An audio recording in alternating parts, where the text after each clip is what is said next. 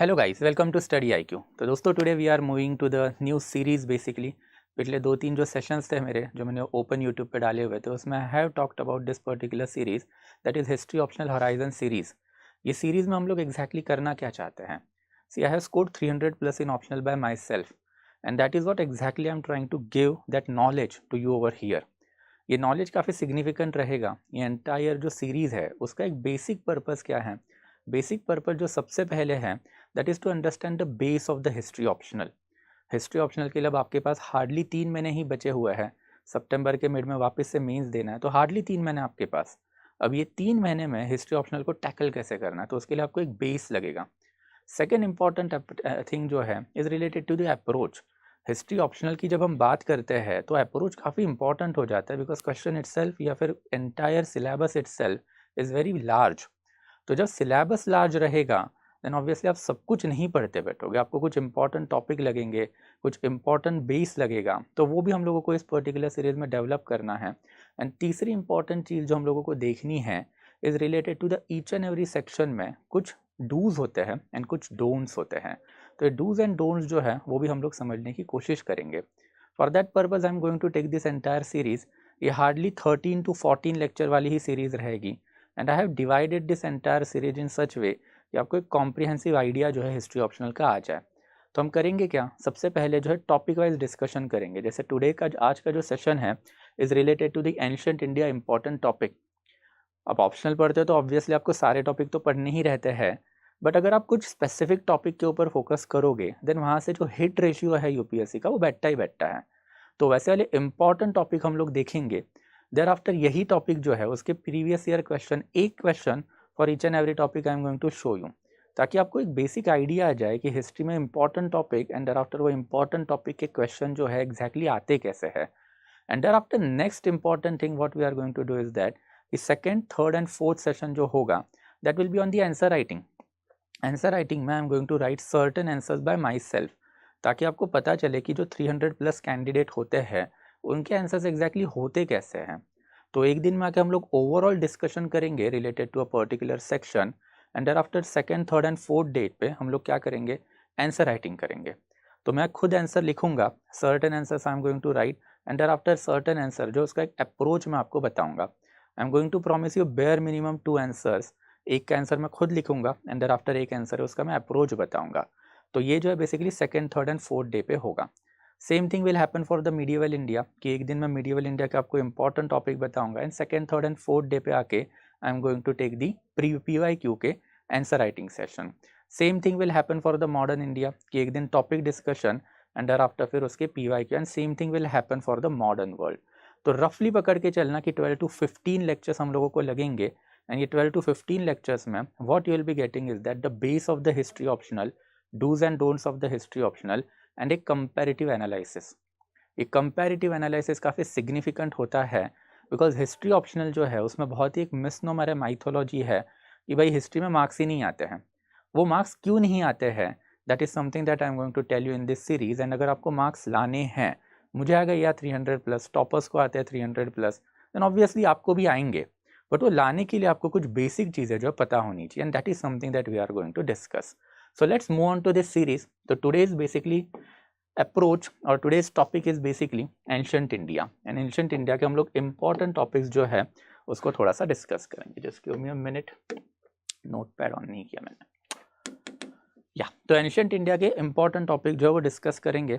Ancient India, medieval India, modern India and thereafter modern world, इन सब के जो है रफली 15 से लेके 10 टॉपिक जो है, 10 to 15 टॉपिक्स वो इंपॉर्टेंट होते हैं, एंड देयर आफ्टर उसी की हम लोगों को इसमें बात जो है वो करनी है।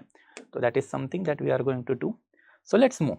ओके, सबसे पहले जो है एंशिएंट इंडिया की हम बात करेंगे, बट एंशिएंट इंडिया की जब हम बात करेंगे तो let's go to the paper, and paper में जाके कुछ चीज़ें समझते हैं कि एंशिएंट इंडिया जो है it is always divided into 3 section. एक होता है आपका प्री हिस्ट्री। ये प्री हिस्टोरिकल पीरियड जो है it is that period of our history जहाँ पे इंसानों को लिखना नहीं आता था, एंड अगर इंसान लिखेंगे ही नहीं तो हम लोग को उनके बारे में पता कैसे चलेगा। At the most this people have left us the archaeological sources, and that's why UPSC भी यहाँ से सवाल पूछता ही नहीं है। ये प्री हिस्टोरिकल पीरियड जो है दैट इज़ बेसिकली और Palaeolithic, Mesolithic, Neolithic, Chalcolithic, and फिर यहाँ से मैक्सिमम फोकल जो यूपीएससी का होता है वो मैपिंग बेस्ड क्वेश्चन होते हैं। तो ये जो मैपिंग बेस्ड क्वेश्चन जो है वही बेसिकली प्री हिस्ट्री से आता है। तो मैंने बहुत टाइम पे बच्चों को देखा है कि भाई प्री हिस्ट्री भी जो है बच्चे रटते बैठते हैं, तो कोई ज़रूरत नहीं है। पेपर भी अभी देखेंगे कि यूपीएससी नहीं पूछता है प्री हिस्टोरिकल एस्पेक्ट में से कुछ भी। एट द मोस्ट यूपीएससी ने मेगालिथिक के ऊपर क्वेश्चन पूछे हुए हैं, बट पैलियो मेजो नियो चैल्को के ऊपर यूपीएससी यूजुअली सवाल नहीं पूछता है। एंड अगर वो आए तो वो भी बेसिकली हड़प्पन कल्चर से एसोसिएटेड क्वेश्चंस आते हैं। एक क्वेश्चन की हम आज बात भी करेंगे, बट मैक्सिमम फोकल जो है ये एस्पेक्ट में से या फिर ये एरिया में से आपका मैपिंग का ही होना चाहिए। एंड देयर आफ्टर आपका प्रोटो हिस्ट्री मतलब हड़प्पन पीरियड जो है, and thereafter actual history that is Vedic period. इसमें कुछ इंपॉर्टेंट टॉपिक है which we are going to discuss today. तो आगे बढ़ने से पहले let just look at the paper. What I am trying to tell you over here is that कि paper 1 जो होता है हिस्ट्री ऑप्शनल का is one of the single most reason it's by UPSC में कैंडिडेट जो है they are not able to score more than 250 marks. बच्चों को लगता है कि भाई उपिंदर सिंह रट लेंगे एंड उपिंदर सिंह रटने के बाद जो है एंशंट इंडिया बढ़िया हो जाएगा। Since majority of the kids are having certain sort of animosity towards medieval India, तो इसकी वजह से मीडिएवल इंडिया ठीक से होता ही नहीं है। एंड फिर इसका ड्रॉबैक जो मैं आज आपको बताऊंगा कि एग्जैक्टली प्रॉब्लम क्या है। तो जैसे ही अगर आप पेपर 1 अगर देखोगे तो दिस इज 2022 वाला ही पेपर जो यूपीएससी का मीन्स हुआ था लास्ट ईयर वाला। एंड इसमें यू कैन क्लियरली सी जो क्वेश्चन 1 जो है इट इज़ मैपिंग, एंड इसमें आपको सारे पैलियोलिथिक, मेजोलिथिक, नियोलिथिक यही मैक्सिमम दिखाई देंगे। तो Palaeolithic, Mesolithic, Neolithic site. Thereafter, early village settlement is obviously one of the earliest village settlement is Mehergarh in India. It is a Neolithic site. Again Neolithic site, Neolithic Chalcolithic site, Harappa, Megalithic burial site. Thereafter फिर second संगम literature, Satavahana, Ashoka, Gupta. तो कुछ कुछ जो है basically जो pre history के अलावा जो है proto history and actual history यहाँ से भी थोड़ी बहुत साइट आती है, but as you can see maximum focal जो है वो प्री हिस्ट्री के ऊपर ही यूपीएससी का जो है होता है। रफली पकड़ के चलो कि 10 में से 12 to 14 साइट जो प्री हिस्टोरिकल साइट्स ही आने वाली है। तो वहाँ वाले एरिया में ना खाली पीली का ना जो डाटा है वो रटो मत, वहाँ पे मैक्सिमम फोकल जो है मैपिंग साइट्स पे ही आपका होना चाहिए। एंड वैसे ये बाकी के जो इंपॉर्टेंट जो एस्पेक्ट जो है यहाँ पे आपको मिल जाएंगे सारे के सारे। But in any case this is not something that I wanted to show. What I wanted to show you over here is that question number 4। अगर आपने पेपर 1 की बात की हिस्ट्री ऑप्शनल में, तो ये जो क्वेश्चन नंबर 4 है it is basically what killing candidate. अभी क्वेश्चन नंबर 4 जो है इसमें गड़बड़ क्या है कि यूपीएससी ने ये डाल के रखा है एंशंट इंडिया के सेक्शन में, बट यहाँ पे मैक्सिमम क्वेश्चन आते हैं मीडिएवल इंडिया से। जैसे कि फॉर एग्जांपल ये क्वेश्चन नंबर 4 देख लेना कि ट्राईपार्टाइट स्ट्रगल पूछा है जो 8 एंड 9 सेंचुरी का है, जो अर्ली मीडिएवल पीरियड वाला पार्ट है। वैसे फिर अगर हम लोग ये वाला एस्पेक्ट देखें तो तमिल भक्ति मूवमेंट इन्होंने डायरेक्टली पूछ ली। Tamil Bhakti movement again you can clearly see it is Alvar Nayanar वाला aspect and it is again early medieval India वाला pack. And thereafter Kalhana का राज तरंगिनी, तो डायरेक्टली 12th सेंचुरी की बातें यूपीएससी यहाँ पे कर रहा है। 1149 एडी में काल्हाना का राज तरंगिनी जो लिखा गया था। तो अगर आप मीडिएवल करोगे ही नहीं, आप ये सोच के बैठोगे कि भाई मैं सिर्फ और सिर्फ जो उपिंदर सिंह पढ़ लूंगा और मेरे को मार्क्स आ जाएंगे, तो मार्क्स नहीं आने वाले हैं। बिकॉज होगा कि आपका क्वेश्चन नंबर 4 जो है आउटराइटली किल ऑफ हो गया। किल ऑफ हो गया मतलब अब आपके पास फिर वही ऑप्शन बचता है, सिंस आपने मेंशन किया है कि क्वेश्चन नंबर 3 आपको करना है and thereafter question number 2 जो है वो भी आपको करना है। बट ये question number 2 and question number 3 की जो डिफिकल्टी लेवल है यूपीएससी की, वो दिन ब दिन जो है बेसिकली बढ़ रही है। जैसे for example urban character of Harappan civilisation was result of neither outside influence nor a sudden but a gradual evolution of regional socio economical factor. तो मतलब आपको basically neolithic, chalcolithic amalgam and फिर ये एमैलगम के वजह से जो social and economical changes ground level पे हुए वही हड़प्पन्स में कन्वर्ट हुए, ये बताना है। तो it is not historiography. I am quite sure कि मेजॉरिटी ऑफ बच्चे सोचेंगे कि भाई ये तो हड़प्पा की ओरिजिन की हिस्टोरियोग्राफी है, बट भाई नहीं। क्वेश्चन आपको पूछ रहा है कि जो लोकल मतलब चैल्कोलिथिक एंड उसके पहले नियोलिथिक साइट जो हड़प्पन में इवॉल्व हुई है, तो ये दोनों में सोशल एंड इकोनॉमिकल एस्पेक्ट जो है उसका आप कंपैरिजन दो। तो क्वेश्चन का डिमांड ही आप सेटिस्फाई नहीं कर पाओगे, एंड ऐसे लेवल के क्वेश्चन जब आएंगे तो ऑब्वियसली डिफिकल्ट होगी ही। And that's why it is my humble suggestion to you. Majority of the history optional के कैंडिडेट ये गलती करते हैं कि अर्ली मिडिवल पीरियड जो है 700 से लेके 1200 एडी वाला ये करते ही नहीं है। बिकॉज अगेन मीडिएवल इंडिया के लिए maximum time Satish Chandra part 1, Satish Chandra part 2 suggest किया जाता है, बट यार वो सिर्फ सल्तनत और मुगल कवर करता है। तो अर्ली मीडिएवल इंडिया, जिसमें बेसिकली राजपूताना, साउथ इंडिया की पॉलिटी, सोशल इकोनॉमिकल कंडीशन जो है वो आपको करनी पड़ेगी। एंड फिर एक क्वेश्चन 4 जो it is a pivot, I can say. ये पाइवोट क्यों होता है? बिकॉज ये क्वेश्चन 4 जो है ये अर्ली मीडिएवल पीरियड में से पूरा का पूरा यूपीएससी पूछना चालू कर दी है। And if it is being asked from the early medieval period, then आपको ये वाला जो पीरियड है अब सिग्निफिकेंट लेवल पे करना पड़ेगा, और वो भी अच्छे से करना पड़ेगा। ये one of the single handed reason है कि यूपीएससी में बच्चे जो है why they are not able to score, and इनको पेपर वन जो डिफिकल्ट क्यों जाता है। बिकॉज आपने जो एक साल 1.5 साल के लिए पढ़ाई की हुई है, ये साल 1.5 साल की पढ़ाई में सबसे इम्पॉर्टेंट एस्पेक्ट ऑफ प्रिपरेशन जो है अर्ली मीडिएवल पीरियड, वही आपने स्किप कर दिया है। ये उपिंदर सिंह में भी ठीक से कवर नहीं है, एंड देयर आफ्टर ये इग्नू वाला मटेरियल है उसमें बहुत अच्छे से कवर है, बट बच्चा वो करता नहीं है। And that is something that you need to focus upon. तो ये अप्रोच जो है सबसे पहले इसको आपको सुधारना है। एंड ये अप्रोच सुधारना है मतलब अभी 3 महीने हमारे पास अभी भी बचे हुए हैं, तो अब हम इम्पॉर्टेंट टॉपिक तो बात करेंगे ही, ancient as well as medieval के। तो जो टॉपिक मैंने बताया एटलीस्ट बेयर मिनिमम उतने तो आपको कवर अप करने ही करने हैं। अगर वो कवर अप नहीं करोगे then obviously you are going to get into a very big trouble.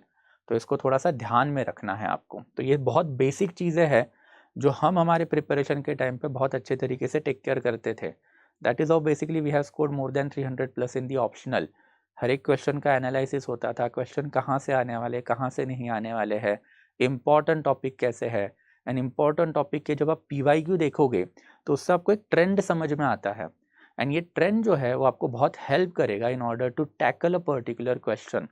जैसे अभी मैंने आपको एक हड़प्पा का जो क्वेश्चन दिखाया था, अब ये इम्पॉर्टेंट टॉपिक में इसकी जो हम लोग बात करते हैं, तो सबसे पहले जो है हड़प्पा ही इम्पॉर्टेंट है। प्री हड़प्पन पीरियड में जाना ही नहीं अपने को, बिकॉज वो प्री हिस्टोरिकल पीरियड है, यूपीएससी वहाँ से सवाल नहीं पूछता। अभी 2012 का पेपर मैंने आपको ऊपर ऊपर से दिखाया 2022 का, उसमें हमने देखा कि कोई सवाल नहीं है, एंड सवाल नहीं है तो हम इसके ऊपर टाइम वेस्ट नहीं करेंगे, because obviously it is a very huge part of history. तो वहाँ पे हम लोगों को पॉलिटिकल, सोशल, इकोनॉमिकल कंडीशन के ऊपर जाने की कोई भी ज़रूरत है क्या? नहीं है। तो हम लोग डायरेक्टली प्रोटो हिस्ट्री से चालू करेंगे। इंपॉर्टेंट टॉपिक कौन से हैं, एंड आफ्टर इसके ऊपर के सर्टन PYQ जो है उसको मैं बस ऊपर ऊपर से करूँगा। क्यों? बिकॉज ऑब्वियसली इनमें से कुछ PYQ के मैं आंसर अगले 3 दिन लिखने वाला हूँ, एंड मैं आपको दिखाने वाला हूँ so that you can compare your answer with my answer, and after will get to know कि भाई 300+ एंड आफ्टर 250+ वाले में क्या डिफरेंस होता है exactly, and how can you help to improve. This entire exercise is just to tell you कि history optional की जो बेसिक गलतियां है वो आपको नहीं करनी है। ये बेसिक गलतियों की वजह से मार्क्स नहीं आते हैं, एंड आफ्टर आप ऑप्शनल को ही गाली डालते हो, तो वो मत करो। थोड़ा अच्छे से तरीके से पढ़ेंगे, एंड तरीके से पढ़ेंगे तो उसका फायदा आपको होगा ही होगा। तो सबसे पहला इंपॉर्टेंट टॉपिक है इज हड़प्पा। एंड हड़प्पा जो है उसका भी बेसिकली मैक्सिमम टाइम पे सवाल यूपीएससी ने जो पूछा है वो राइज एंड आफ्टर फॉल पे ही पूछा है। तो जब जब आप एंशंट इंडिया करोगे आपको हमेशा याद रखना है what is the right approach to study ancient India. तो एंशंट इंडिया पढ़ने का एक राइट अप्रोच क्या है, ये अप्रोच समझने के लिए आपको 6 लिम जो है वो एंशंट इंडिया के समझने पड़ेंगे। सबसे पहला जो होता है आपको सोर्सेस पता होने चाहिए। अगर आप कोई भी ईरा उठा रहे हो देन उसके सोर्सेस मतलब literary sources and thereafter फिर आर्कियोलॉजिकल सोर्सेस आपको दोनों पता होने चाहिए। देयर आफ्टर उस पर्टिकुलर पीरियड की political, social, economical and thereafter cultural aspect जो है वो आपको पता होना चाहिए कि political, social, thereafter economical and thereafter cultural approach, ये सारी चीज़ें जो आपको पता होनी चाहिए। एंड फिर इसके बाद जो है next important aspect is historiography. Historiography मतलब it is art of writing history. Since जब आप सोर्सेस की बात करते हो तो हर एक सोर्सेस में कोई ना कोई तो positive and thereafter negative होते हैं, एंड फिर सोर्सेस में हम लोगों को एक इनहेरेंट बायसेस दिखते हैं। तो दैट्स फिर हिस्टोरियन जो है उसके ऊपर फिर मल्टीपल थियरीज देते हैं, एंड फिर आपको ये थियरीज थोड़ी सी पढ़नी पड़ती है in order to have that in depth analysis of the topic. एकदम सही तरीका होता है। मैं हड़प्पा पकड़ूँ, वैदिक एज पकड़ूँ, मगध पकड़ूँ, एंड उसके बीच का महाजनपद, मगध के बाद अल्टीमेटली फिर post Mauryan age, Gupta age and after post Gupta age, ये सारे ईराज हैं। इन ईराज को मैं उठाऊंगा एंड फिर मैं इसमें क्या पढ़ूंगा, पहले तो मेरे को इनको सोर्सेस पढ़ने हैं इन डिटेल, फिर सोर्सेस पढ़ने के बाद वो सोर्सेस में भाई political, social, economical and cultural condition क्या है वो मैं पढ़ूंगा, एंड उसके बाद मैं जाऊंगा हिस्टोरियोग्राफी पे। और ये सारी चीज़ें आपको आंसर में भी दिखनी चाहिए। I am going to take answer writing session कल, तब आपको दिखाई देगा कि आंसर में how I am blending all this things into our answers. And अगर आप ये ब्लेंड कर पाते हो आंसर में, देन ऑब्वियसली फिर हर एक क्वेश्चन में आपका आधा एक मार्क बढ़ेगा, and that is how your score will go from 250 60 to 300 plus. And वही आधा एक मार्क होता है यार, उसके ऊपर हम लोगों को झगड़ना है। एंड वो आधा एक मार्क कब आएगा, जब आप ये राइट अप्रोच जो है वो लेके चलोगे। तो हड़प्पा जो है उसमें आपको सोर्सेज दिखेंगे, that is archaeological, and after Harappan की political, social, economical and cultural aspect से, इन्हीं से हमको इन्फॉर्मेशन मिलती है। बट यूपीएससी यहाँ से सवाल नहीं पूछता है, तो यहाँ पे दिमाग नहीं खराब करना है। What UPSC is basically focusing, it is focusing upon the rise and fall. And फिर ये राइज एंड फॉल में बहुत सारी हिस्टोरियोग्राफी है, थियरी ऑफ ओरिजिन भी है, थियरी ऑफ डिक्लाइन भी है। तो हिस्टोरियोग्राफी तो है ही, बट हिस्टोरियोग्राफी में भी यूपीएससी ने आजकल एक नया ट्रेंड चालू किया है, जहाँ पे UPSC is tracing certain similarities in between Neolithic, Chalcolithic side and Harappan side. जैसे टेक एन एग्जाम्पल, ये 2017 वाला क्वेश्चन है कि emergence of non Harappan Chalcolithic culture, it marks a change not only in subsistent pattern of people but an overall transition from pre to pro historical period। तो मतलब Chalcolithic period जो आया, तो Chalcolithic period में एक large subsistence base आया।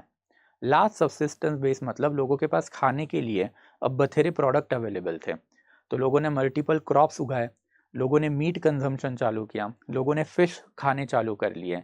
तो इसके वजह से जो है प्रोटो हिस्टोरिकल पीरियड आया। अब बताओ क्या लिखोगे इसके ऊपर। And this is something that is baffling questions that UPSC is asking this days, जिसकी वजह से यूपीएससी में बच्चे भी परेशान, एंड देयर आफ्टर बच्चों को मार्क्स भी नहीं आते हैं। तो बहुत प्लेन सिंपल टर्म्स में यहाँ पे आपको क्या बताना था, is basically economical condition of the Chalcolithic period and economical condition of the Harappan period. ये एक प्रोसेस होती है, ये प्रोसेस आपको समझनी पड़ेगी कि जब हम लोग प्रोसेस की बात करते हैं तो ऑब्वियसली आप एक अर्बन सिविलाइजेशन की बात कर रहे हो, प्रोटो हिस्टोरिकल पीरियड मतलब Harappan period.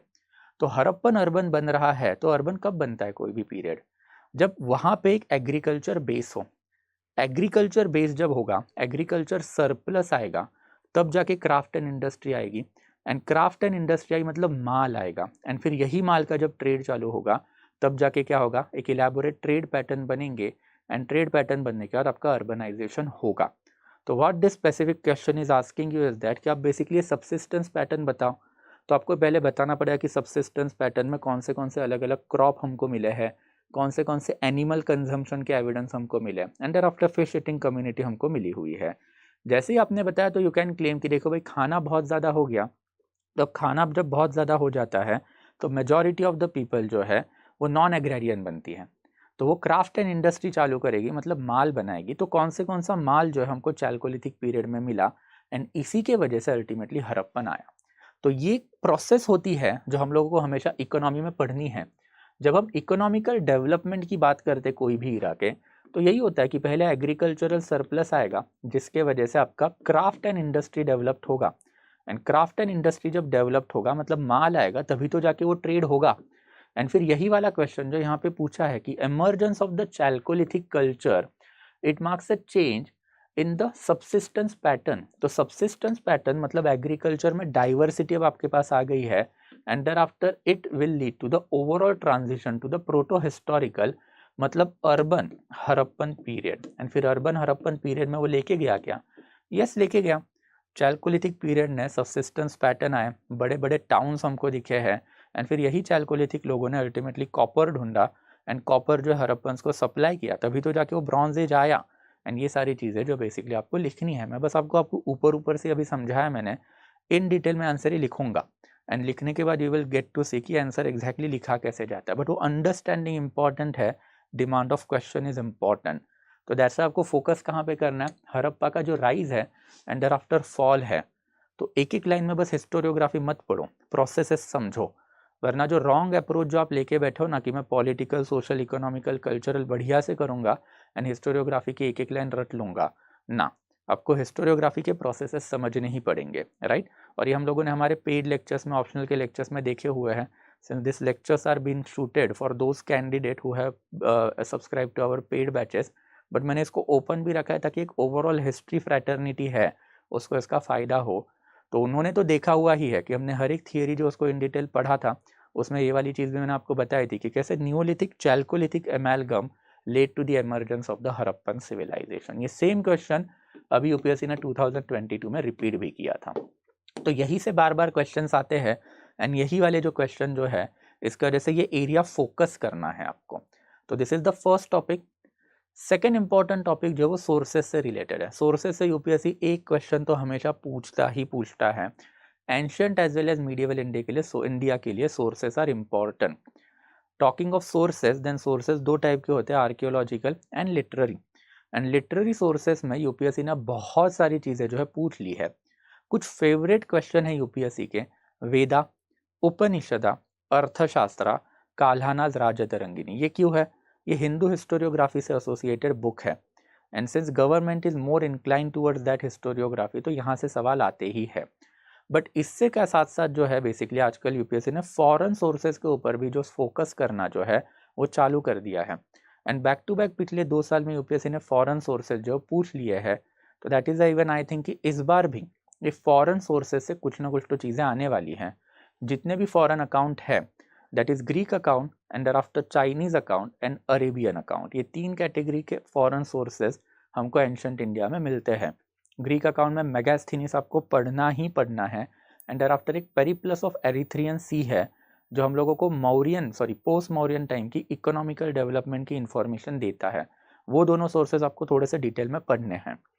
Talking of the Chinese sources, then 3 Chinese sources हमारे पास है, फाहिन, ह्यूनसैंग, आइत्सिंग, तीनों आपको पढ़ने हैं।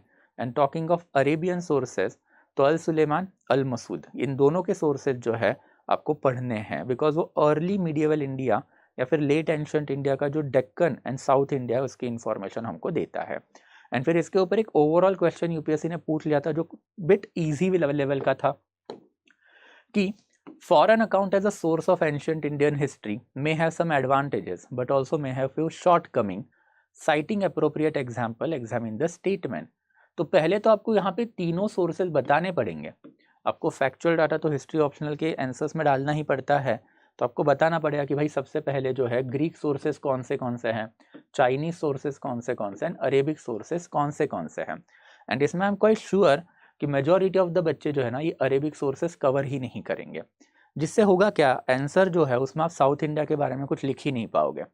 आंसर में आप साइटिंग अप्रोप्रिएट एग्जाम्पल वो सिर्फ नॉर्थ इंडिया के दे पाओगे, जैसे कि भाई बायासनेस दिखता है, जैसे ह्यूनसैंग जो है उसने हर्षवर्धन का जो डिफीट है at the hand of Pulakesi in the second वो लिख के ही नहीं रखा है। वैसे ही आप एक और बोल सकते हो कि भाई बहुत ही फैबल स्टोरीज दिखाई देती है, माइथोलॉजिकल स्टोरीज दिखाई देती है। फॉर एग्जाम्पल जो मेगास्थीनिस है उसने बोला है कि भाई चीटिया एंड्स जो है वो माइनिंग के लिए यूज़ की जाती है। तो ऐसे एग्जाम्पल जो सिर्फ नॉर्थ इंडिया के ही आ पाएंगे, since Chinese and Greek sources ने नॉर्थ इंडिया के बारे में ज़्यादा लिख के रखा है। इट इज़ अरेबिक सोर्सेस जो आपको यहाँ पे डालने पड़ेंगे। तो ये अप्रोच होता है आपके आंसर राइटिंग का। जैसे ही आपने अरेबिक सोर्सेस को टच कर लिया देन ऑब्वियसली वहाँ पे आपके क्वेश्चन में 1 मार्क या फिर 1.5 मार्क जो है बढ़ जाएगा। तो दैट्स अ फॉरेन सोर्सेज के ऊपर थोड़ा सा फोकस रखो बिकॉज वेदा, उपनिषदा, अर्थशास्त्र एंड देयरआफ्टर काल्हानाज राजतरंगिनी ये सबको ही पढ़ता है। बट बच्चा क्या नहीं पढ़ेगा, बच्चा नहीं पढ़ेगा वो है basically foreign sources. And foreign sources में भी जो नॉन इम्पॉर्टेंट है, जैसे आइत्सिंग का अकाउंट हो गया, पेरिप्लस ऑफ एरिथ्रियन सी हो गया या फिर अरेबिक सोर्सेस हो, बट उसको पढ़ना है बिकॉज अगर ऐसे वाले सवाल आते हैं एंड फिर यहाँ से यूपीएससी आजकल पूछ भी रहा है तो दिक्कत नहीं होनी चाहिए। तो ये सारी इंपॉर्टेंट चीज़ें हैं, इसको थोड़ा सा ध्यान में रखोगे। तीसरा इंपॉर्टेंट टॉपिक जो है वो वैदिक टॉपिक है। एंड अब वेदा में भी हम लोगों को यूपीएससी का एक मार्क ट्रांजिशन दिखाई देता है। एक ज़माने में यूपीएससी पूछा करता था कि भाई position of the woman early later Vedic age बताओ कैसी थी, political system early later Vedic age बताओ कैसी थी, evolution of the varna system early later Vedic age भाई बताओ कैसी थी। आजकल यूपीएससी को एक अलग चस्का चढ़ा हुआ है एंड वो अलग चस्का जो उपनिषद का है। नाउ ट्रस्ट में उपनिषदिक लिटरेचर ना आपको ना यूपीएससी में कहीं पे भी दिखाई नहीं देगा। ये ना इग्नू ने कवर किया है, ना बेसिकली रोमिला थापर ने कवर किया है, और ना ही ये आपके उपिंदर सिंह में आपको दिखाई देगा। But UPSC is asking this kind of the question. जैसे टेक एन एग्जाम्पल कि 2 साल पहले 2021 में पूछा था, do you consider that Upanishadic principle embody high point of the Vedic right religious thought. अब हमको पता है कि भाई ऋग्वेदा है, सामवेदा है, यजुर्वेदा है, अथर्ववेदा है, इन सब में बेसिकली फिर ब्राह्मण ऐड हुआ, फिर इन सब में अरण्यका ऐड हुआ, एंड देयर आफ्टर फिर इन सब में लेटर ऑन जो है उपनिषद ऐड हुआ। तो उपनिषदा जो है बेसिकली ये 6th सेंचुरी बीसी के अराउंड वाला डेवलपमेंट है। तो 6th century BC is later Vedic age, and thereafter ये जो वैदिक संहिता बोलते हो आप इसको, ये है अर्ली वैदिक एज का। मैं अभी इतना इन डिटेल नहीं जा पाऊंगा कि संहिता क्या है क्या नहीं, since we are talking about means answer writing, I am taking it कि आपको ये सारी चीज़ों का नॉलेज है। तो अब basically early Vedic age and thereafter later Vedic age का जो कंपैरिजन है ये Upanishada and thereafter Veda में होना चालू हो गया। तो यूपीएससी ने इसके ऊपर 2 सवाल ऑलरेडी पूछ लिए कि comparison of Upanishads and Buddhist literature, comparison of Upanishads and Vedic literature, and that's why it is my basically gut feeling कि इस बार यूपीएससी जो है ना comparison between Upanishad and Jain पूछ सकता है, या फिर comparison of Upanishads and heterodox sect कुछ पूछ सकता है। तो ये उपनिषदा के ऊपर थोड़ा सा फोकस कर लेना, बिकॉज वो पहले वाली जो इजी क्वेश्चन आते थे ना, woman, polity, economy, society, early later Vedic age comparison, बताओ वो नहीं आने वाले। अब यूपीएससी ने थोड़ा सा अपना ट्रेंड चेंज करके रखा है एंड उपनिषदा बेस बन चुका है। 2021, 2020 एंड 2022 तीनों साल उपनिषदा के ऊपर क्वेश्चन ट्रेस किए गए हैं।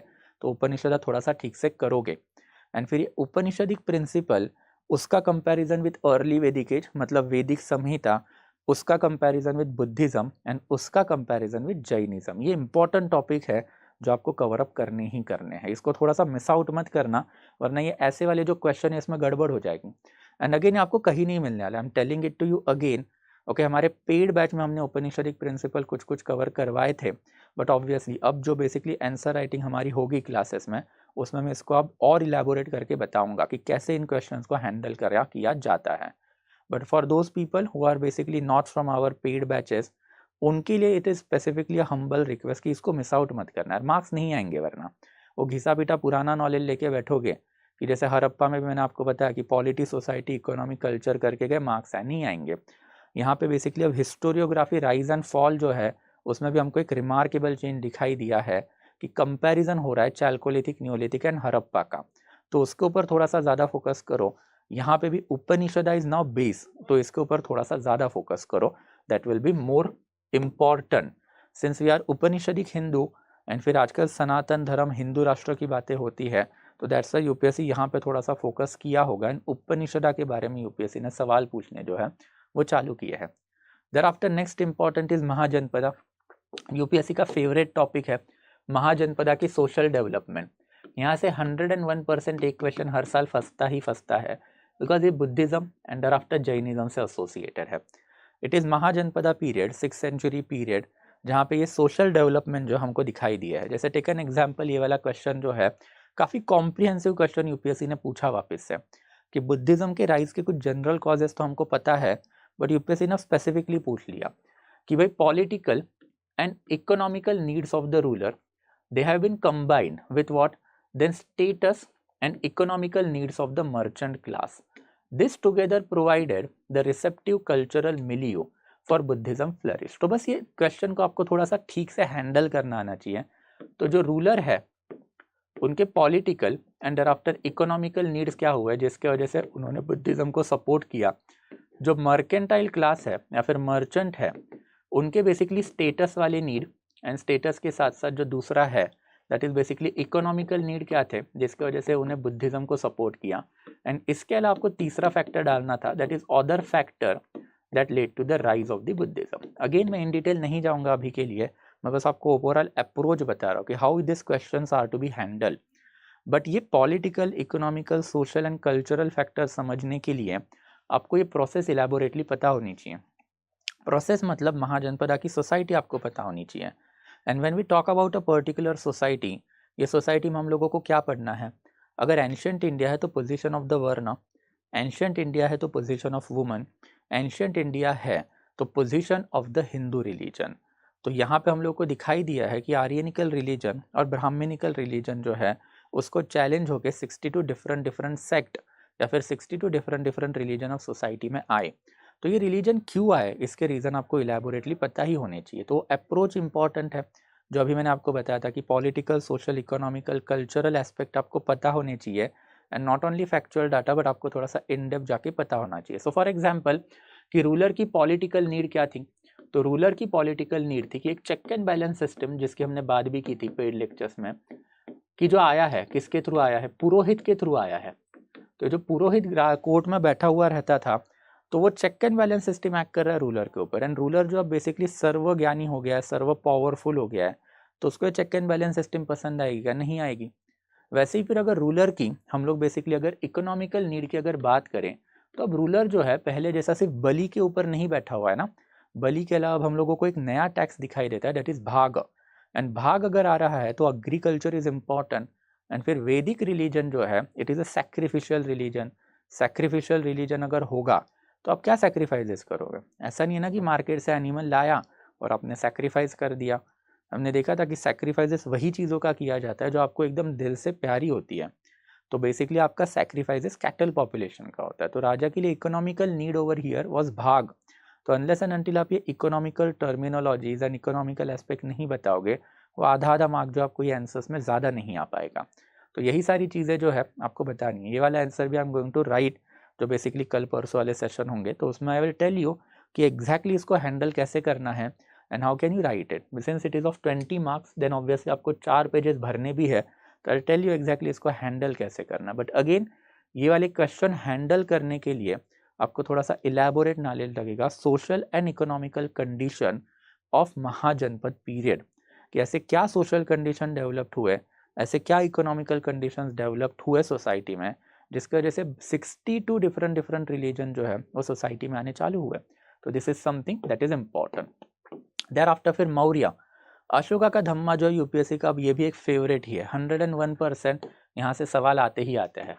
बहुत ही कम ऐसे ईयर है जहाँ पे यूपीएससी ने अशोका का धम्मा पूछा नहीं है। एक तो प्री में पूछेंगे या फिर मेंस में पूछेंगे, बट ये आएगा ही आएगा। तो अशोका का धम्मा जो है उसके 13 प्रिंसिपल है, 13 मेजर रॉक एडिक्ट है, मतलब 13 प्रिंसिपल्स है। आई होप आपने मेरे ओपन सेशन भी देखे होंगे एनसीईआरटी वाले, उसमें मैंने ये अशोका का धम्मा एकदम इलैबोरेटली डिस्कस किया था, बस हिस्टोरियोग्राफी उसकी कवर नहीं की थी बिकॉज वो एनसीईआरटी बेस्ड था। बट हमने देखा था कि जो बेसिकली 13 मेजर रॉक एडिक्ट है, ये बेसिकली 13 लाइन्स है। तो आपको ये प्रिंसिपल ही सबसे पहले पता होने चाहिए। मैंने हिस्ट्री में देखा है, it is very upsetting factor for me as a history optional student, कि बच्चों को ये पता ही नहीं होता है कि 13 मेजर रॉक एडिक्ट मतलब कोई 13 अलग पत्थर नहीं है, एक ही पत्थर पे 13 प्रिंसिपल लिखे हुए हैं। एंड फिर बच्चों को ये प्रिंसिपल भी पता नहीं होता है। अनफॉर्चुनेटली ये प्रिंसिपल जो है उपिंदर सिंह में है ही नहीं। ये प्रिंसिपल आपको इग्नू में मिलेंगे। तो अगर आपने इग्नू पढ़ा है then you will get to know एकदम इलैबोरेटली कि ये 13 मेजर रॉक एडिक्ट क्यों बने हैं, इसका पर्पस क्या है एंड इससे एसोसिएटेड हिस्टोरियोग्राफी। तो it is my humble suggestion कि ये 13 प्रिंसिपल देख लो। थोड़ा सा मेरा ओपन एनसीईआरटी वाला सेशन है, वहाँ पे मैंने करके रखा था, check it out. R S Sharma NCERT Sunil Nagre, will find it out. And एक बार एटलीस्ट वो ये जो है मौर्यन वाला चैप्टर एक बार वो पढ़ लेना, ताकि वो फैक्चुअल डाटा की क्लियरिटी हो। बिकॉज अगर ऐसा कोई भी आंसर आता है अशोका का धम्मा, मैं तो ये 13 के 13 प्रिंसिपल लिख ही देता था, मेरे टाइम पे भी आते थे ये सवाल। एंड दैट इज हाउ मेरे को यार 101% मार्क्स ज़्यादा आएंगे ही। अगर मैं 13 प्रिंसिपल लिख रहा हूँ एक एक लाइन में, तो मार्क्स क्यों नहीं आएंगे? आएंगे। तो अशोका का धम्मा जो है basically moral upliftment and thereafter social harmony के लिए ही नहीं बना था, तो ये स्टेट की अथॉरिटी एनफोर्स करने के लिए भी बना था। और ये चीज़ भी हमने हमारे पेड लेक्चर में भी देखी है, मैंने वो ओपन सेशन में भी आपको समझाया था कि अशोका की policy of Dhamma is a threat to the people, behave, या फिर क्या होगा, आपका सत्यानाश होगा। और हमने इसका लोकेशन भी देखा था। ये लोकेशन जो है आउटस्कर्ट ऑफ द एम्पायर पे है, जो मेजर रॉक एडिक्ट अशोका के धम्मा के है वो। हमने कंपेयर भी किए थे पिलर एडिक्ट के साथ। एंड हमने ये देखा भी था कि पिलर एडिक्ट ऑफ अशोका जो है वो प्राची वाले एरिया में है। प्राची हमने देखा था कि ये बेसिकली उत्तर प्रदेश बिहार वाला एरिया है, जिसकी कैपिटल पाटलिपुत्र थी। तो वहाँ पे आपको पिलर एडिक्ट दिखाई देंगे। एंड आउटस्कर्ट वाले एरिया में, मतलब अगर आपको हिस्टोरियोग्राफी याद रहेगी रोमिला थापर वाली, कि कोर एरिया था, देर आफ्टर पेरिफेरियल एरिया था, एंड देर आफ्टर फिर कौन सा एरिया था, मेट्रोपॉलिटन एरिया था। तो मेट्रोपॉलिटन एरिया में आपको पिलर एडिक्ट दिखाई देंगे, एंड पेरिफेरल एरिया जो है, सॉरी कोर एरिया जो है, वहाँ पे आपको रॉक एडिक्ट दिखाई देंगे। बट कोर एरिया ये आउटसाइड वाला एरिया था, एंड वहाँ पे अगर वो रॉक एडिक्ट है तो इसका मतलब वो न्यूली कॉन्कर्ड एरिया है। एंड फिर वहाँ के लोगों को ये ओपन थ्रेट है कि आपको टॉलरेंस रखना है, आपको बेसिकली रिस्पेक्ट रखना है, आपको धम्मा फॉलो करना है। नहीं फॉलो करोगे तो धम्मा महामात्रा बैठा है, उसको मेरा डायरेक्ट एक्सेस है। मैंने खुद धम्मा फॉलो किए तो मेरा धम्मा घोषा जो है वो हुआ है, तो मैंने भी भेरी घोषा गिव अप कर दिया है। तो ये सारा क्या है, स्टेट की अथॉरिटी को बढ़ाने का तरीका है। तो ये भी एक काफ़ी ईजी लेवल का question we can see, but ये ईजी तभी होगा जब आपको 13 प्रिंसिपल पता होंगे। अनफॉर्चुनेटली बच्चों को पता ही नहीं होते 13 प्रिंसिपल क्या है, एंड उनको लगता है कि उनको अशोका का धम्मा पता है, फिर वो आंसर में मार्क्स कैसे आएंगे ना भाई, नहीं आएंगे। तो ये भी आपको थोड़ा सा देखना पड़ेगा आपके लेवल पे कि जो अशोका का धम्मा जो है उसको इलेबोरेटली पढ़ोगे।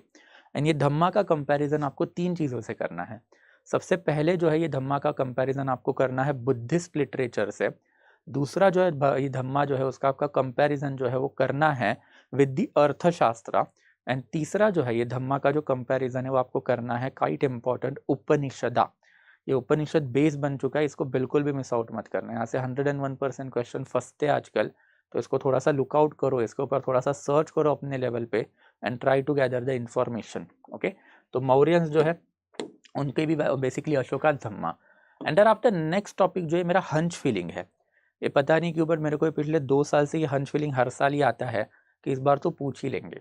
यूपीएससी ने पिछले 7-8 साल से यहाँ से सवाल यूजुअली नहीं पूछे हैं, बट एज यूपीएससी ने लास्ट ईयर जो है अर्थशास्त्र एंड अर्थशास्त्र का जो स्टेट मॉडल है वो पूछा था, तो मुझे लगता है कि इस बार यूपीएससी जो है मेगास्थीनिस का जो सोसाइटी मॉडल है या फिर आचार्य चाणक्य की जो बेसिकली स्लेवरी रिलेटेड लॉज है उससे रिलेटेड कोई ना कोई तो चीज़ जो है पूछ लेगा। तो कोई पीवाईक्यू है नहीं दिखाने के लिए, बट मौर्यन सिस्टम में सब यूपीएससी ने बाय एंड लार्ज सारे क्वेश्चन जो एग्जॉस्ट कर लिए हैं। एंड सारी क्वेश्चन जब एग्जॉस्ट होते हैं तो थोड़ा यूपीएससी अलग हट जाता है। जैसे वैदिक पीरियड में हमने देखा था कि यूपीएससी ने वो एग्जॉस्ट कर लिया, comparison of early and later Vedic as. तो अब यूपीएससी शिफ्ट हुआ है, किसके ऊपर यूपीएससी शिफ्ट हुआ है, तो यूपीएससी शिफ्ट हुआ है उपनिषदा पे। तो कंपैरिजन विद उपनिषदा किया जा रहा है लेटर वैदिक एज के नाम पे। तो वही मुझे लगता है कि मौर्यन पीरियड में भी social condition and economical condition है, इसकी कोई ना कोई तो बातें जो है करेंगे। बिकॉज सोशल कंडीशन के ऊपर Megasthenes that is Indica and thereafter Chanakya that is Arthashastra, इसमें इलेबोरेट इन्फॉर्मेशन जो है हमको मिली हुई है। एंड वैसे अगर हम लोग इकोनॉमी की बात करें तो मौर्यंस की agrarian policy is quite important. यही अग्रेरियन पॉलिसी जो है इंडिया में फर्स्ट फेज ऑफ फ्यूडलिज्म भी माना जाता है। तो इट वॉज मौर्यन जिनके अंडर ये फ्यूडलिज्म का फर्स्ट फेज जो है चालू हुआ। एग्रीकल्चर सरप्लस की वजह से क्राफ्ट एंड इंडस्ट्री मौर्यंस में काफ़ी इलेबोरेट लेवल पे डेवलप्ड हुई, एंड क्राफ्ट एंड इंडस्ट्री की वजह से ही फिर अल्टीमेटली ट्रेड रूट आया। ट्रेड रूट तो आएंगे तभी ना जब आपके कंट्री में माल होगा, गुड्स बनेगा, एंड दैट्स वाई फिर उत्तर पथ एंड दक्षिण पथ काफ़ी इलेबोरेटली डेवलप्ड हमको दिखाई देते हैं during time period of the Mauryans. तो ये वाला एस्पेक्ट थोड़ा सा आपको देखना पड़ेगा कि मौर्यंस की इकोनॉमिकल पॉलिसी मतलब मौर्यंस की agrarian policy, craft and industry and trade. And वैसे जब आप सोसाइटी में जाओगे तो मौर्यंस के अंदर इंडिका का इंफॉर्मेशन, अर्थशास्त्र का इंफॉर्मेशन, एंड उसके बाद में position of the woman, position of the varna and overall position of the Hindu Aryanical society, and उसका कंपैरिजन फिर Buddhist and Jain society.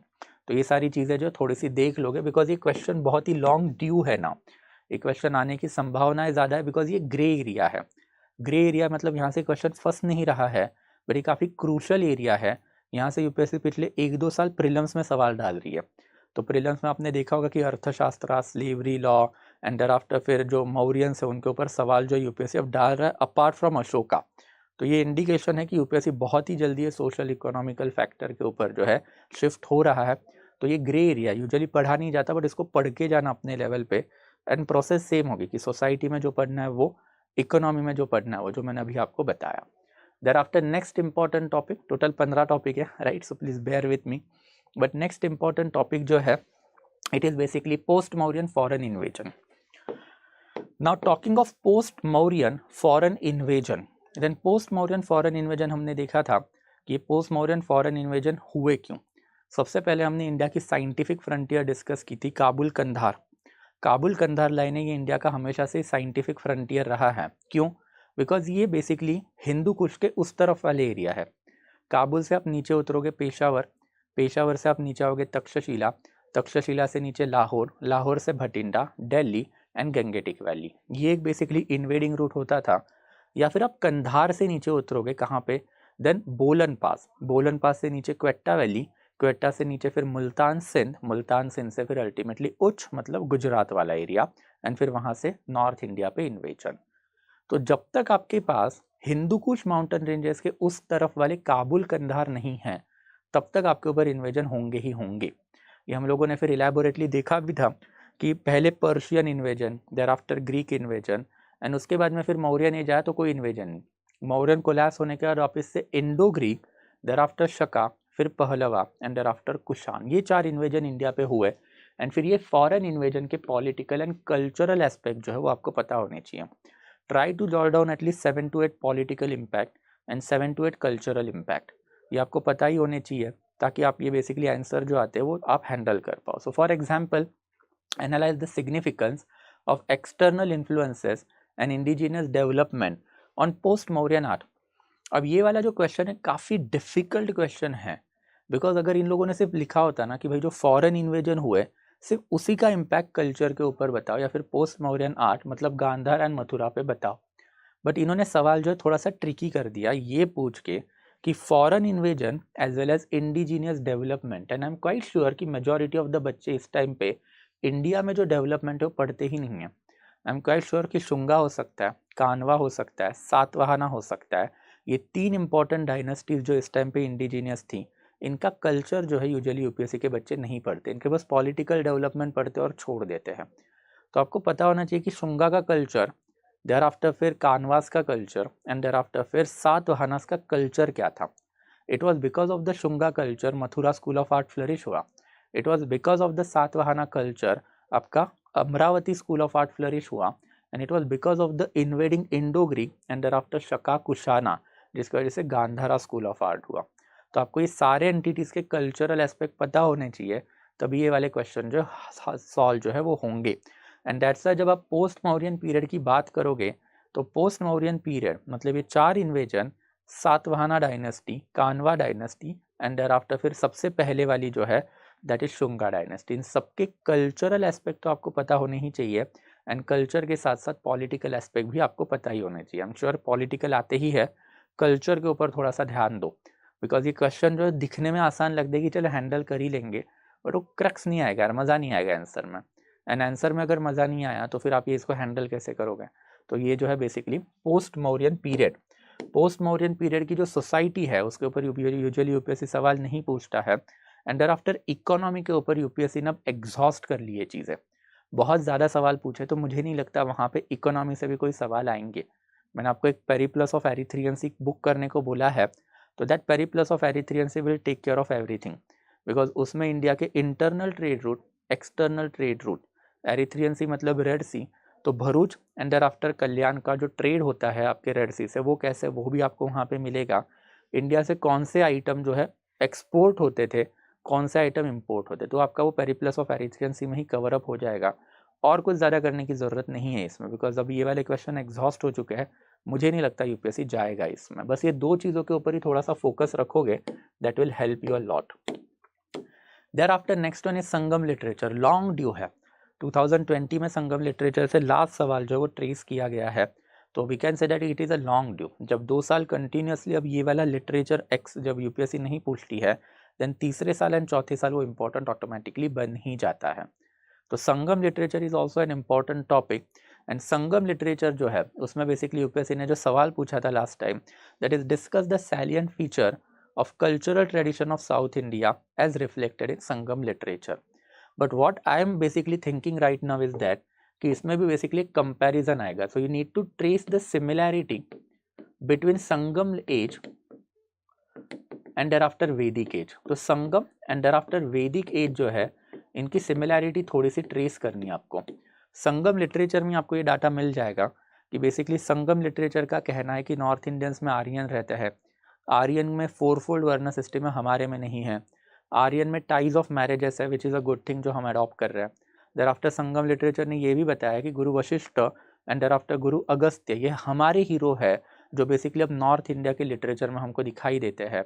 There after Sangam literature में ये भी बताया है कि ब्राह्मणिकल ट्रेडिशन जो है वो साउथ इंडिया में फैलनी चालू हुई है। तो ऐसे 4-5 पॉइंट तो आपको मैंने बता दिए, बट इसको थोड़ा सा इलेबोरेटली पढ़ोगे।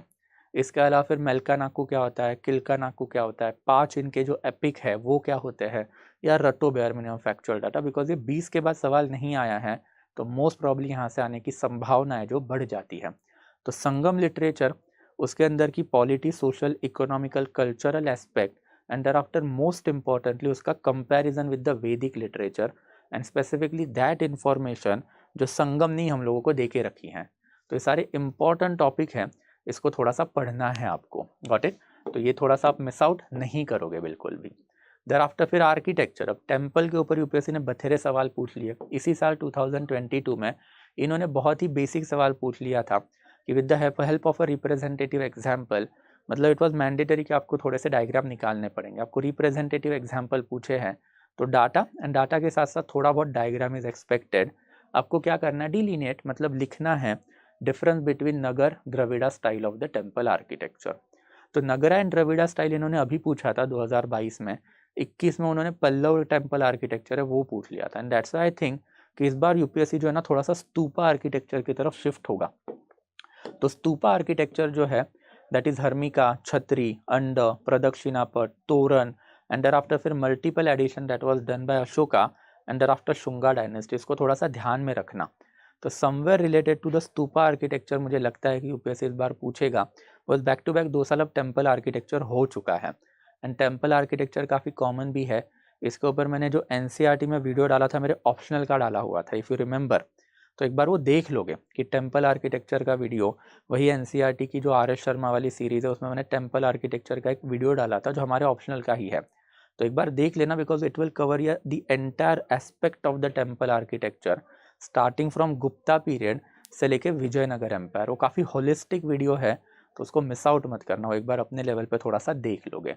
बट थोड़ा सा मुझे लगता है कि इस बार जो है stupa architecture and thereafter rock cut cave जो है that is basically 12 hill cave, Nagarjuniya cave से लेके एल्लोरा केव जो राष्ट्रकूटा में बनी थी, एक इवोल्यूशन है केव आर्किटेक्चर का। तो ये केव आर्किटेक्चर के ऊपर थोड़ा सा ध्यान रखोगे एंड केव आर्किटेक्चर के बारे में try to jot down maximum possible information ताकि कुछ सवाल आता है that you will be able to handle. But मुझे नहीं लगता इस बार टेम्पल आएगा बिकॉज बैक टू बैक अब 2 साल टेम्पल आ चुका है। बट फिर भी एक बार टेम्पल कर लो, यू नेवर नो, तीसरी बार भी रिपीट कर ले। जैसे हरप्पा का ओरिजिन डिक्लाइन हर साल पिछले 7 साल में यूपीएससी ने रिपीट किया हुआ ही है। तो एक बार वो वीडियो कर लेना ताकि टेम्पल आर्किटेक्चर तो आपका कवर अप हो जाए एंड फिर थोड़ा अपने लेवल पे rock cut architecture and thereafter stupa architecture है जो उसका बेसिक फीचर, बिकॉज यहाँ से जो सवाल है वो थोड़े से बेसिक ही आते हैं, बेसिक फीचर भी अगर आपको पता रहेंगे देन आप इसको इजीली हैंडल कर पाओगे। Next one is Chalukya and Pallava conflict. Again ये अर्ली मीडिएवल पीरियड है बट मैं यहाँ पे डाल रहा हूँ बिकॉज अभी मैंने आपको दिखाया था क्वेश्चन 4 जो है वहाँ पे बेसिकली यूपीएससी आजकल अर्ली मीडिएवल पीरियड से पूछ रहा है।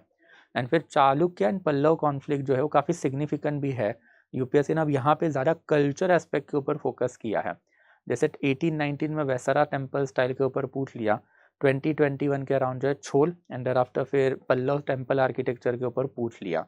तो मुझे लगता है इस बार यूपीएससी थोड़ा सा पॉलिटिकल एस्पेक्ट के ऊपर शिफ्ट रहेगी। एंड फिर 2 कॉन्फ्लिक्ट इंडिया में हुए थे इस पीरियड में, एक था चालुक्य पल्लवा एंड दूसरा था राष्ट्रकूटा छोला। राष्ट्रकूटा छोला इतना बड़ा नहीं है, उसमें ज़्यादा कंटेंट है ही नहीं लिखने के लिए, but Chalukya and thereafter Pallava काफ़ी सिग्निफिकेंट कॉन्फ्लिक्ट है। Pulakeshin the second and Mahendra Varman and उसके बाद में Pulakeshin the second and Narasimha Varman. And इसके बाद में ये दोनों के बीच में जो कॉन्फ्लिक्ट हुआ इसमें दोनों खत्म हो गए। राष्ट्रकूटा डायनेस्टी आ गई चालुक्य की जगह पे एंड छोल डायनेस्टी आ गई पल्लव की जगह पे। तो ये कॉन्फ्लिक्ट जो है मुझे लगता है वहाँ से थोड़ा सा सवाल जो है आएगा बिकॉज अब ये टेम्पल आर्किटेक्चर जो है इसके ऊपर इन्होंने बहुत बार जो है सवाल पूछ लिए थे। जैसे फॉर एग्जांपल ये हो सकता है कि पल्लवास के टाइम पे जो टेम्पल आर्किटेक्चर है वो इन्होंने पूछ लिया। रीजनल टेम्पल आर्किटेक्चर भी यूपीएससी पूछ लेता है and as I told you और टेम्पल आर्किटेक्चर का एक बार वीडियो देख लोगे उसमें सारी चीज़ें जो ऑटोमेटिकली अपने आप आपको जो है क्लियरिफाई हो जाएगी। तो ये टॉपिक भी एक बार थोड़ा सा देखोगे, यहाँ से इस बार क्वेश्चन आने के चांसेस जो है वो थोड़े से ज़्यादा है। Thereafter next one is literary development in post Gupta and early medieval period. And post Gupta early medieval period मतलब जो लोकल लेवल के लिटरेरी डेवलपमेंट हुए उसको थोड़ा सा ध्यान रखना है। Specifically development of Tamil language, development of the Kannada language, development of the Telugu language, ये अर्लीस्ट लेवल पे यही ट्रेस हुआ है। Even though Telugu language later on Vijayanagar में ज़्यादा हुई but at least regional architecture regional literature है इसके ऊपर थोड़ा सा फोकस रखोगे। एंड ये पूरा अर्ली मीडिएवल इंडिया का ही स्लैब उठा लेना 7th सेंचुरी से लेके 12th सेंचुरी एंड इसका रीजनल आर्किटेक्चर जो उसके पॉइंट थोड़े से जॉट डाउन करके रखना बिकॉज यूपीएससी ने यहाँ से बेसिकली कुछ कुछ सवाल पूछे हैं पिछले 3-4 साल में कंटिन्यूसली कि जैसे 11-12 सेंचुरी का अरेबिक पर्शियन लिटरेचर हो गया, देर आफ्टर फिर 7 सेंचुरी 8 सेंचुरी का संस्कृतिक लिटरेचर हो गया, एंड देर आफ्टर एक बेसिकली ये थोड़ा सा टीडियस क्वेश्चन जो था कि relationship between emergence of literature in vernacular languages and formation of regional identities in early medieval India. तो obviously regional identity and regional identity के साथ साथ रीजनल लैंग्वेज के जो लिटरेचर आने लग गए, तो इसका बेसिकली आपको एक लिंक जो है बेसिकली ट्रेस करना जो यूपीएससी ने बताया है। It is indeed a very difficult question. इसमें आपको सबसे पहले समझाना पड़ेगा कि लोकल लेवल की डायनेस्टीज क्यों आई, तो आपको इसमें थोड़ा सा प्रोसेस ऑफ फिडालिज्म समझाना पड़ेगा। लोकल लेवल के डायनेस्टीज ने कैसे रीजनल लिटरेचर पैट्रोनाइज करना चालू किया, एंड तीसरा जो है लोकल लेवल की डायनेस्टीज ने कैसे रीजनल लिटरेचर जो है उसको अपने एरिया में फैलाया, जिसमें लोकल लेवल पे तमिल भक्ति मूवमेंट जो है वो आपको थोड़ी सी लिखनी पड़ेगी, that is Alvar Nayanar saint and उनका लिटरेचर, तभी जाके ये सवाल जो आप अटेम्प्ट कर पाओगे। तो काफ़ी टीडियस है, but since UPSC is asking again and again from this particular specific Ira's literature, तो इसको थोड़ा सा देख लोगे। पेड लेक्चर में तो ऑब्वियसली इसको मैंने इलेबोरेटली कवर अप करवा ही है, but if you are not from the paid batch तो करो, ये फ़ायदा देने वाली चीज़ है। ये डिफ़िकल्ट है बट इसका थोड़ा सा अगर आपने मेहनत की ना ये वाले एरिया में, तो यार ये डेफिनेटली फ़ायदा देगा। और एज आई टोल्ड यू, मैंने आपको पेपर दिखा के भी बताया था कि क्वेश्चन 4 जो अर्ली मिडिवल पीरियड से आ रहा है, यही अर्ली मिडिवल पीरियड से इवन सेक्शन बी जो है उसमें भी क्वेश्चन आ रहा है। तो अर्ली मिडिवल इंडिया जो है उसको थोड़ा सा पी लो, रट के पी लो पूरा का पूरा, बिकॉज ऑफ सिर्फ 3 महीने अपने पास। एंड ये पीरियड में अगर जितनी ज़्यादा मेहनत आप करोगे उतना ज़्यादा फायदा आपको होने वाला है in paper 1। Our target in paper 1 is achieving 150 marks, 150 paper 1, 150 paper 2, ये इक्वल ही आने वाला है, तभी जाके 300 प्लस मार्क जो आपको आएंगे। तो ये भी एक बेसिकली यहाँ पे भी थोड़ा सा ध्यान रखोगे, थोड़ा सा निग्लेक्टेड एरिया है बट सवाल बार बार आ रहे हैं। एंड देयर आफ्टर फिर कुछ क्लीच टॉपिक्स है, टॉपिक नंबर 12, 13, 14 एंड 15 जो आपको करनी ही चाहिए, जो आपको एक तो प्री में हेल्प करते हैं या फिर मेंस में हेल्प करते हैं, बट हेल्प तो डेफिनेटली करते हैं। तो सबसे पहले जो है science in ancient India. Now talking of science in ancient India, then science in ancient India में हम लोग को क्या क्या देखना चाहिए। सबसे पहले पेंटिंग जो होती है ना, उसमें हमको साइंस दिखता है, मल्टीपल कलर इवॉल्व हुए हैं, एंड जब आप कलर की बात करते हो तो अब आप मिक्सचर ऑफ द कलर की बात करते हो, तो एक केमिकल नॉलेज जो आपको दिखाई देता है। दूसरा जो है मेटलर्जिकल नॉलेज, तो बेसिकली आपने कॉपर ढूंढा, कॉपर से ब्रॉन्ज बनाया, कॉपर एंड टिन एक साथ करोगे तभी ब्रॉन्ज बनेगा, तो एक मेटलर्जिकल नॉलेज उसमें भी दिखता है। And thereafter iron base equipment आपने बनाए, तो आपको स्मेल्टिंग ऑफ आयन पता था, एंड देयर आफ्टर फिर मेहरौली आयन पिलर इंस्क्रिप्शन जो है that is rust free technology, ये भी हमको दिखाई देती है कि आयन को रस्ट फ्री कैसे रखता है, ये टेक्नोलॉजी भी हमारे पास थी। We can also talk about lost wax technique. Lost wax technique जो है उससे हम लोगों ने क्या किया, ब्रॉन्ज के इमेजेस बनाए, एंड ब्रॉन्ज के इमेजेस एकदम फाइनली ट्यून थे, तो लॉस्ट वैक्स टेक्निक जो है ये भी एंशिएंट इंडिया का साइंस है। एंड फिर उसके अलावा we can talk about medicinal sciences and mathematical sciences. तो मेडिसिनल एंड मैथमेटिकल साइंसेस जो है वो भी है। वैसे mathematics in ancient India whole together different topic ही है, जिसमें अगर different shape that is basically जो ज्योमेट्री है उसका अर्लीस्ट एग्जाम्पल हमको सुलवा सूत्र में मिलता है 6th century BC। And thereafter फिर आर्यभट्ट का डेवलपमेंट तो सिग्निफिकेंट ही है। उसके अलावा फिर ब्रह्मस्फुटिक सिद्धांत जो ब्रह्मगुप्ता का था, जिसमें एरिया ऑफ साइक्लिक क्वाड्रिलेटरल बताया गया, वो भी सिग्निफिकेंट है। तो सारे डेवलपमेंट आपको बेसिकली पता होनी चाहिए।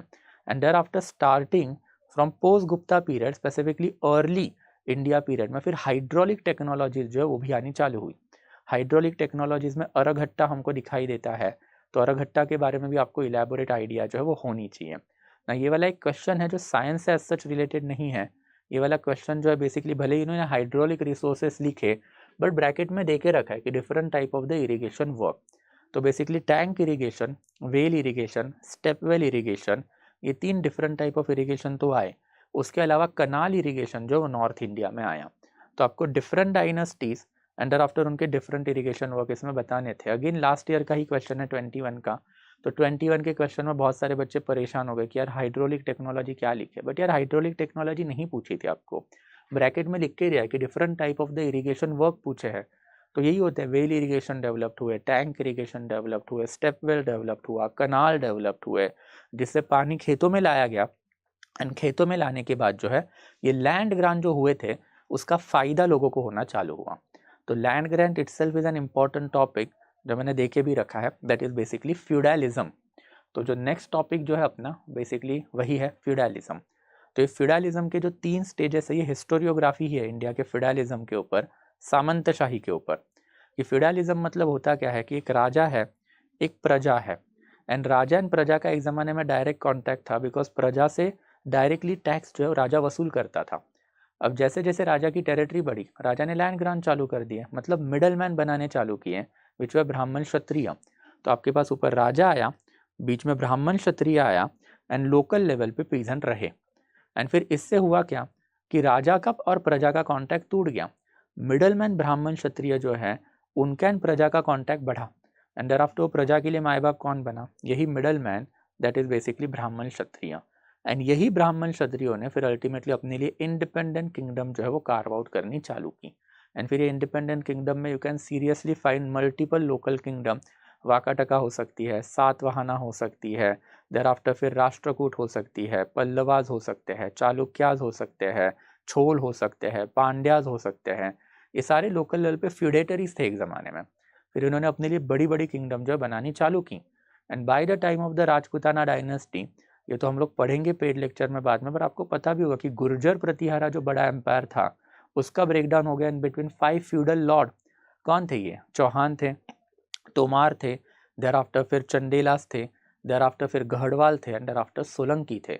ये पांचों जो है ये गुर्जर प्रतिहारा के नीचे काम करने वाले लोग थे। इन्होंने इंडिपेंडेंट किंगडम ही अपने लिए 11th सेंचुरी एडी तक कार्व आउट कर लिया। तो ये प्रोसेस ऑफ फ्यूडलिज्म है। ये फ्यूडलिज्म में आपको वही समझना पड़ेगा कि राजा, फिर प्रजा, and there after middle man. तो इट वॉज मौर्यन, जो मैंने अभी आपको थोड़ा टाइम पहले बताया था, जिन्होंने एग्रीकल्चर में स्लेव्स एंड शूद्रास को एम्प्लॉय करना चालू किया। तो लैंडेड जेंट्री या फिर पीजेंट मौर्यन ने बनाए।